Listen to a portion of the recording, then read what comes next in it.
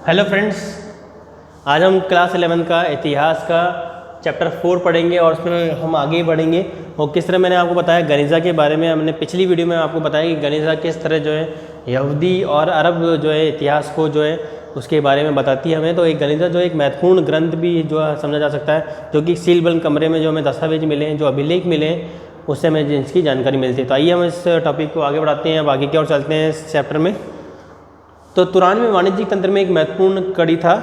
ठीक है, ये तंत्र यूरोपीय वस्तुओं, फर और स्लाव गुलामों, ठीक है, के व्यापार के लिए जो है स्कैंडिनेविया तक फैला हुआ था। और इन वस्तुओं की अदायगी के लिए इस्तेमाल करने वाले इस्लामी सिक्के वोल्गा नदी के आसपास और बाल्टिक क्षेत्र में जो है बड़ी संख्या में प्राप्त हुए। इन बाज़ारों में तुर्क गुलाम यानी दास और दासियाँ जो हुआ करती थी, खलीफाओं और सुल्तानों के दरबारों के लिए इनको ले जाया जाता था।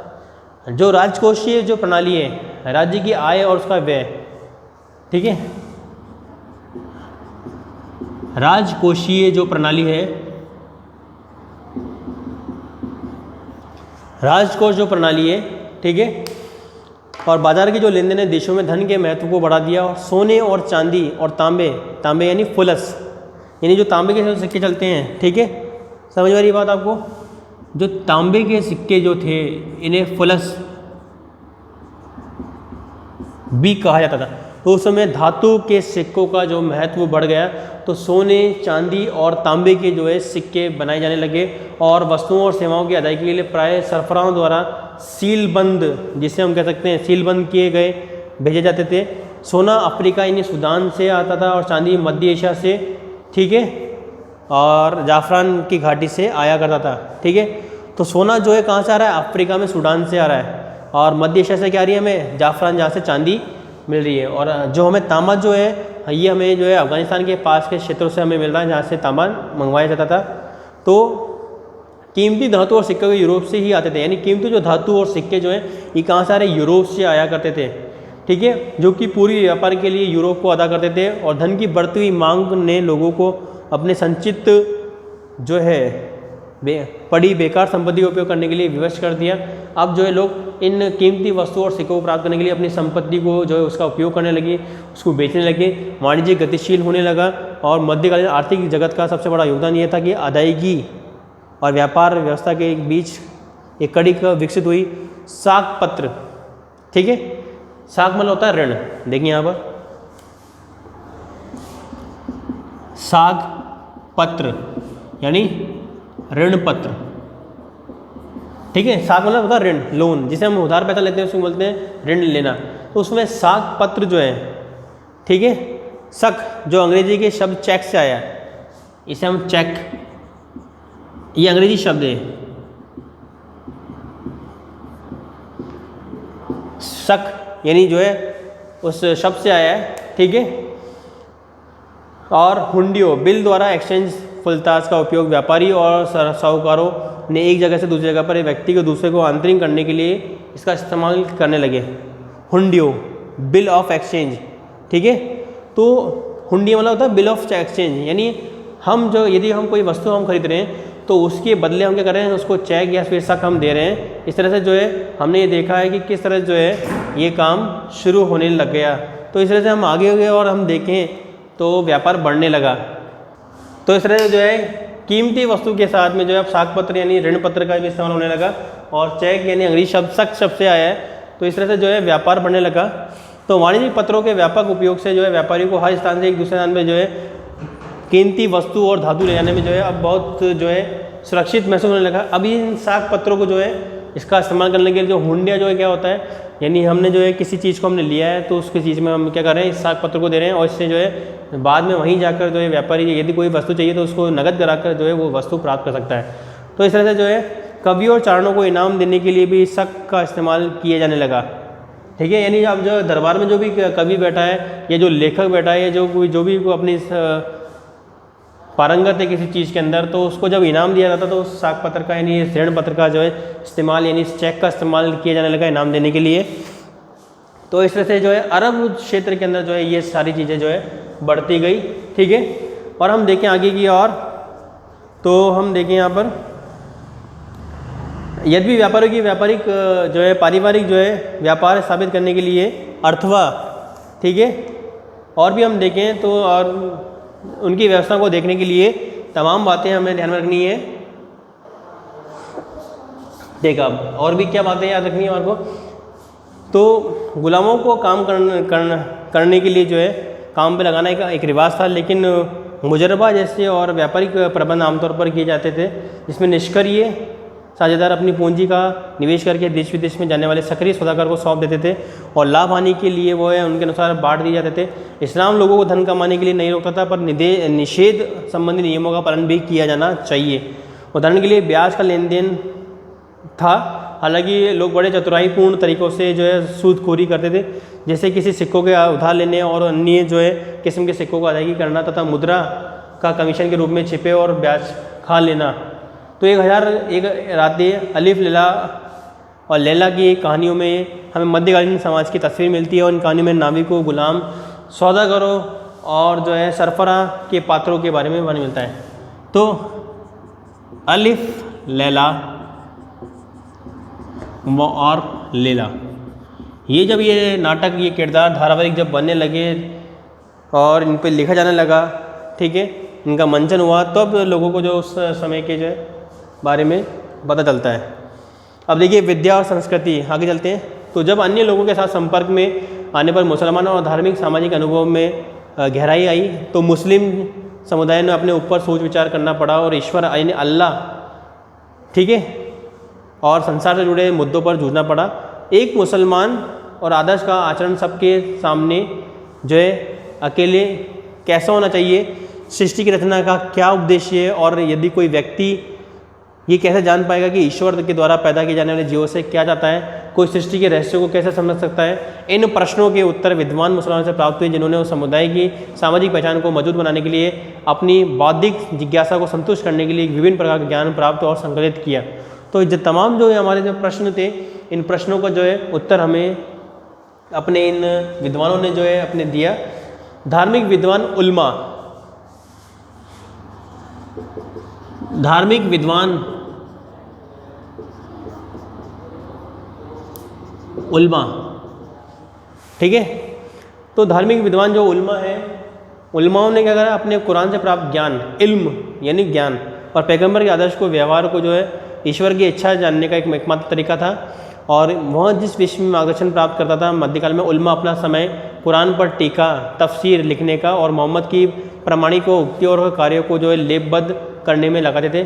कुछ उम्मा ने जो है कर्मकांडों इबादत के जरिए ईश्वर को के साथ मुसलमानों को संबंधित संबंध को जो है नियंत्रित करने का प्रयास भी किया।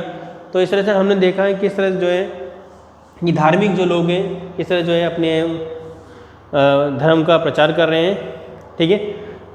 मध्यकाल में उल्मा अपना समय कुरान पर टीका लिखने में और मोहम्मद की प्रमाणिक गवाहियों, उक्तियों और कार्यों को लेखबद्ध करने में लगाते थे। हदीत, ठीक है।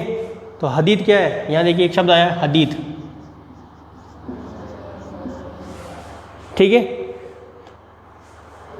हदीत क्या है, कार्यों का लेखबद्ध, ठीक है, कार्यों का लेखबद्ध। उसके बाद देखिए आप, कुछ उल्मा ने कर्मकांड इबादत के जरिए मुसलमानों को संबंध का नियंत्रण भी करा, ठीक है। इंसानों ने के साथ मुसलमान के संबंधों को नियंत्रित करने के लिए कानून अथवा शरिया, सीधा रास्ता, ठीक है, नियंत्रित करने के लिए शरिया यानी कानून।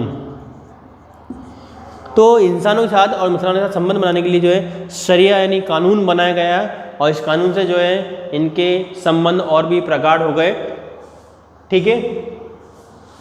तो यदि हम देखें, इस्लाम कानून तय करने के लिए विविधताओं ने तर्क और अनुमान का इस्तेमाल किया, क्योंकि कुरान और हदीत में हर चीज़ की प्रत्यक्ष नहीं थी, और शहरीकरण और के कारण जटिल उत्तर जो है जटिल बन गया।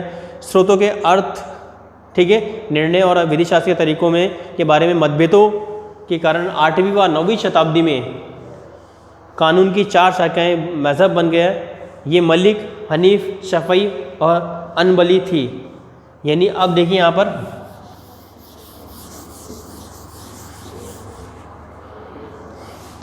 कानून की 4 शाखा, यानी उस समय जो है ये कानून की 4 शाखा बन गई। मलिकी पहली शाखा है, फिर हनीफ के बाद में शफ़ई, ठीक है, और फिर शफ़ई के बाद में हनबली। ये उस समय कानून की 4 शाखाएं थी, मलिकी, हनीफी, शफ़ी और हनबली, जिसमें प्रत्येक का नाम एक प्रमुख विधि वेता के नाम पर रखा गया और उनमें से अंतिम शाखा सर्वाधिक रूढ़िवादी थी। ये अंतिम जो है ये क्या था, रूढ़िवादी था शाखा, यानी पुरानी बातों पर ये जो है कानून की जो शाखा है ये रूढ़िवादी पुराने विचारों पर आधारित थी, ठीक है। तो शरिया ने सुन्नी समाज के भीतर संभव कानूनी मुद्दे के बारे में मार्गदर्शन प्राप्त किया। हालांकि जो है, ठीक है, ये वाणिज्यिक अथवा दंडिक और संवैधानिक मुद्दों की अपेक्षा व्यक्ति की स्थिति, विवाह, तलाक, विस्तारत के प्रश्नों के बारे में अधिक सुस्पष्ट थी। तो इस तरह से हम देखें तो धीरे धीरे जो है कानून की 4 शाखाएं थी, ठीक है। उसके बाद फिर देखिए अब आगे आप, तो कुरान के बारे में जब हमें जानकारी मिल रही है, कुरान शरीफ जो है, ठीक है, अरबी भाषा में रचित कुरान 114 अध्यायों में विभाजित है। अब देखिए हम आज चलते हैं नए टॉपिक की ओर, कुरान के बारे में। तो कई बार एग्जाम में आता है कुरान पर टिप्पणी कीजिए, कुरान शरीफ,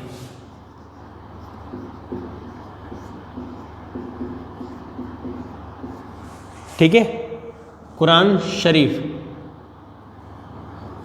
तो 114 अध्यायों से ये बनी थी, ठीक है। इसके अंदर क्या था, 114 अध्याय यानी सूराहों में विभाजित थी।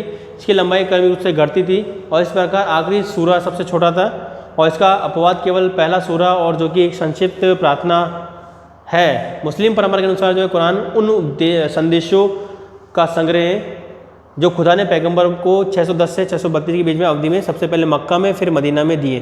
तो 610 से 632 में पैगंबर मोहम्मद साहब को जो भी अल्लाह ने जो अपनी बातें बताई, वो सारी जो बातें हैं वो इस कुरान शरीफ में जो है लिखी या संकलित हमें मिलती है। तो अगर देखें संकलन करने के लिए कार्य में किसी 650 में पूरा हो चुका था इसको लिखने का काम। जो आज सबसे प्राचीन संपूर्ण कुरान इसके पास में वो 9वीं शताब्दी का है। ये जो संपूर्ण जो कुरान थी वो हमें कब मिली, 9वीं शताब्दी के अंदर, 9वीं शताब्दी, ठीक है, जो संपूर्ण कुरान जिसे हम कहते हैं। और इसमें बहुत सारे खंड हैं जो कि इसमें को पुराने भी है और नए भी हैं, और जो चट्टान के गुंबद और 7वीं शताब्दी के सिक्कों पर उत्कीर्ण भी है, ठीक है। प्रारंभिक इस्लाम के इतिहास के लिए स्रोत सामग्री के रूप में कुरान के उपयोग में कुछ समस्याएं प्रस्तुत की।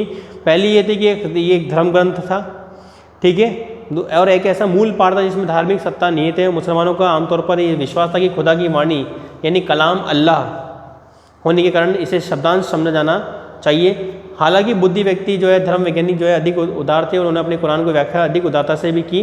और 833 में जो है अब्बासी खलीफा अल मामून ने ये मत लागू किया कि खुदा की वाणी की बजाय उसकी रचना है। खुदा की वाणी नहीं है, ये क्या, उसकी ईश्वर की, अल्लाह की रचना है जिसका हमें इस्तेमाल करना है। तो इस तरह से जो देखिए हम आगे और देखते हैं। तो दूसरी समस्या ये थी कि कुरान प्राय रूपकों में बात करती है और ओल्ड टेस्टामेंट के विपरीत नई घटनाओं का वर्णन नहीं करता है, बल्कि ये केवल उनका उल्लेख करती है। इसलिए मध्यकालीन मुस्लिम विद्वानों ने पैगंबर मोहम्मद के वचनों को अभिलेख हदीस की जो है अगर हम देखें सहायता से टीकाओं की रचना करी है और कुछ कुरान जो है को पढ़ने समझने के लिए जो है कई हदीस लिखने पड़े। तो इस तरह से कुरान जो है एक धार्मिक ग्रंथ था इस्लाम का या मुस्लिम धर्म का। तो इस तरह से जो है ये भी एक जो है धार्मिक संगठन बनता गया।